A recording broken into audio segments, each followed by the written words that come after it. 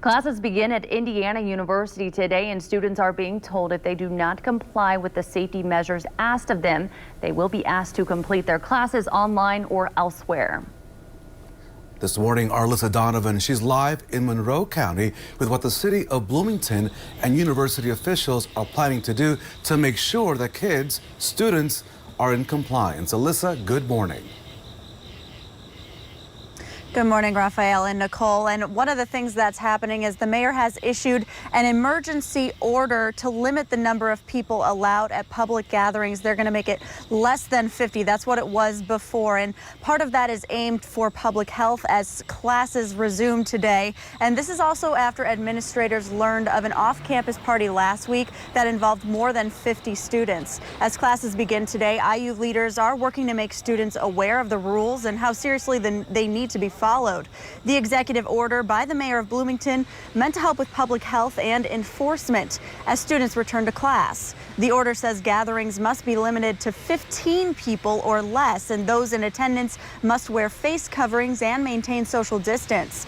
The school will also start randomly testing today. They'll be selecting 10 to 12,000 students, faculty, and staff randomly to test for COVID each week. They plan to eventually increase that to 15,000 a day.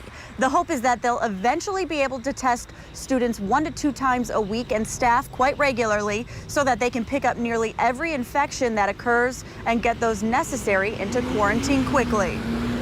But only the antigen test allows us to have an answer in 20 to 30 minutes, which is what we need to know. How are you right now, and can we let you move into a dorm? It is likely we will have some false negatives. We own that. We expect that we will not be perfect. But again, more is better than good when it comes to broad-based public health.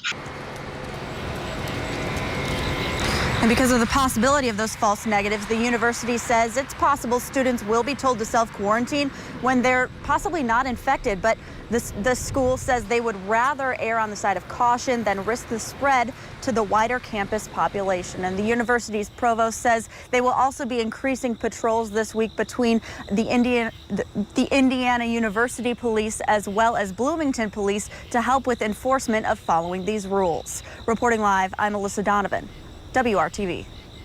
Alyssa, thank you.